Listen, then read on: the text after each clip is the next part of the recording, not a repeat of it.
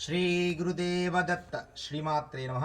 ఓంకారం బిందు సంయుక్తం నిత్యం జాయంతి యోగినః కామదం మోక్షదం చైవ ఓంకారాయ నమో నమః.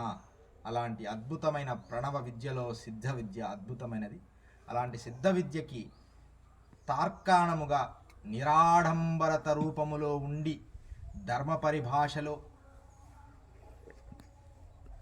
భౌతిక ఫలాలను ఆశించకుండా ధర్మ పరిభాషలో ధర్మాన్ని శుద్ధ విద్యగా గురువు ద్వారా పొంది శుద్ధ విద్యలో ఏమాత్రము సొంత ఆలోచనలు లేకుండా గురువు ఏమి చెప్పారో అదే సాధన చేసి క్రమం తప్పకుండా కొన్ని వేల మంది లక్షల మందికి మార్గనిర్దేశకులుగా ఇప్పుడు నిలుస్తున్న మన లక్ష్మణానంద గురువు గారి దగ్గర ఉన్నాం. వారి మాటల్లో ఈ ఆశ్రమ విషయాలు వీటి విషయాలు తెలియజేస్తారని మనం ఆశిస్తున్నాం. శ్రీ గురుభ్యో నమః. లక్ష్మణానంద గురువు గారు నమో నమస్కృతి.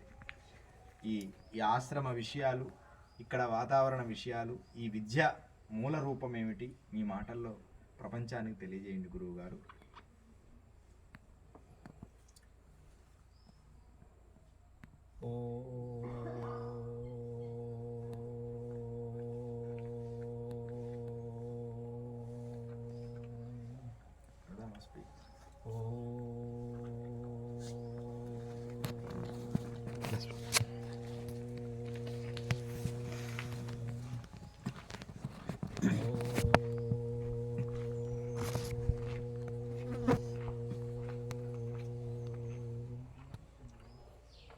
అకార ఉకార మకార ఏతే లోక సంభవ. ఆ ఓ మా మూడు అక్షరముల కలిగి ఓంకారము యావత్ ఓంకార సంభవ. ఈ సృష్టి యావత్తు కూడా ఓంకారం నుంచి వచ్చింది. అకారో బ్రహ్మస్వరూపం, ఉకారం విష్ణు స్వరూపం, మకారం భర్గురూపం, యావత్ ఓంకార సంభవ అని మహర్షులు ఉపనిషత్తుల్లో చెప్పారు. శ్రీకృష్ణ పరమాత్మ ఉత్తరగీతలో ఈ సిద్ధ విద్య లేదా క్రియాయోగం అన్నటువంటి దాని గురించి సవిస్తారంగా విస్తరించారు. నేను 82లో ఇక్కడికి వచ్చి తపస్సు చేసుకొని పరమశాలలో 82 నుండి 90 వరకు కూడా ఏకాంతంగా కూర్చొని సాధన చేసుకున్నాను. భక్తులందరూ వచ్చి బయటికి తీసి 90 నుండి ఈ ఆశ్రమాన్ని నిర్వహిస్తున్నారు. నాకు తెలిసిన మేరకు నాకు ఉన్నతించేతి జ్ఞానాన్ని వాళ్లకు నేర్పడం జరుగుతుంది. దీన్ని సిద్ధ విద్య లేక క్రియాయోగం అంటారు, రెండు ఒకటే. ఈ విద్యని శ్రీకృష్ణ పరమాత్మ ఉత్తరగీతలో సవిస్తారంగా వివరించారు. దీనికి చాలా సీక్రెట్స్ ఉంటాయి. ఇది చేస్తూ ఉంటే తెలుస్తుంది. ఇప్పుడు ఆ అమ్మాయిని చూశారు కదా, మానసిక పుత్రిక అంటాను,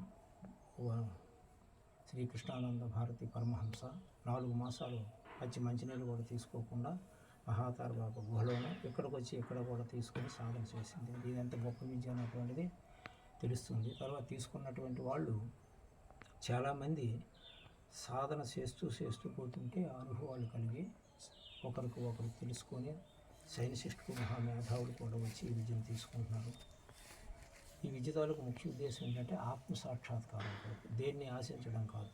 ఇప్పుడు ఇందాక స్వామి చెప్పారు కదా, ఓంకార బిందు సంయుక్తం నిత్యం ధ్యాయంతి యోగినః కామదం మోక్షదం చైవ తస్మాత్ ఓంకారాయ నమో నమః అని అన్నారు మహర్షులు. ఓంకారాన్ని బిందు అంటే మనస్సులో కలిపి ఏకీభవించి ఎవరైతే చేస్తారో అటువంటి వారికి కోరినటువంటి కోరికలు అభిష్టం నెరవేరుతుంది, కడపటదైనటువంటి మోక్షం కూడా వస్తుంది. ఇహానికి పరానికి ఇదే విద్య. అంతే. శ్రీకృష్ణ పరమాత్మ కూడా ఉత్తరగీతలు ఏమంటారంటే సుషుమ్నా వాహిని ప్రాణి, ఈ ఇడానాడి పింగళ నాడి మధ్యలోనే సుషుమ్నా నాడి ఉంటుంది. అందులో వాహిని అంటే తైలం పైకెత్తి ధార పోస్తున్నట్టుగా ఎవరైతే సుషుమ్నా నాడిలో సాధన చేస్తారో సిద్ధ్యంతే మనోన్మణి అవస్థ వస్తుంది, ఉన్మీలన అవస్థ, అమనస్క స్థితి వస్తుంది. అన్యదాయతరాభ్యాస, అన్యమైనటువంటి ఇతరమైనటువంటి సాధనలు ఏవైతే ఉంటాయో ప్రయాస నైవయోగినం అన్నారు. అంటే అన్ని సాధనలు కూడా వారు ఓ పక్కకు పెట్టేసి సుషుమ్నా నాడి గురిండే చెప్పారు. అందులో ఎవరైతే సాధన చేస్తారో అటువంటి వారికి అమనస్క స్థితి వస్తుంది. అది మేము ప్రత్యక్షంగా అనుభవిస్తున్నాము, సాధకులు కూడా అనుభవిస్తున్నారు. ఇది గొప్ప విద్య, చేసేవాళ్ళకే తెలుస్తుంది. ఈ మధ్యనే నేను దుబాయ్ వెళ్ళి వచ్చాను. దుబాయ్లో వరల్డ్లో న్యూరాలజీ స్పెషలిస్ట్ 3 ఉన్నారంట వరల్డ్ మొత్తం మీద డాక్టర్స్. అక్కడ ఇదివరకు ఒక డాక్టర్ గారు ఉన్నారు, ఆయన ఫ్రెండ్ ఆయన రప్పించి దుబాయ్లో ఆయనకి విద్య ఇప్పించింది. అంటే పలుకు తీసి పలుకు కూడా అతికేస్తారు, అంత న్యూరాలజీ స్పెషలిస్టు. ఆయన రాసినటువంటి బుక్స్ అమెరికా ఇతర దేశాలు డాక్టర్లు అందరూ చూస్తారట. అటువంటి వారు కూడా మనం విద్య స్వీకరించడం.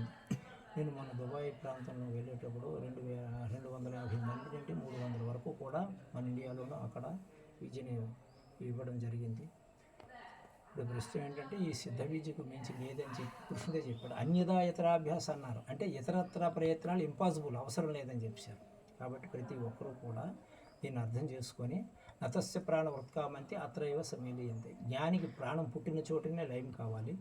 ఇది ఎక్కడ పుట్టిందంటే కేరళలోనూ వడకర అన్నటువంటి గ్రామము. స్వామి శివానంద పరమహంస గారు దీన్ని కనిపెట్టారు.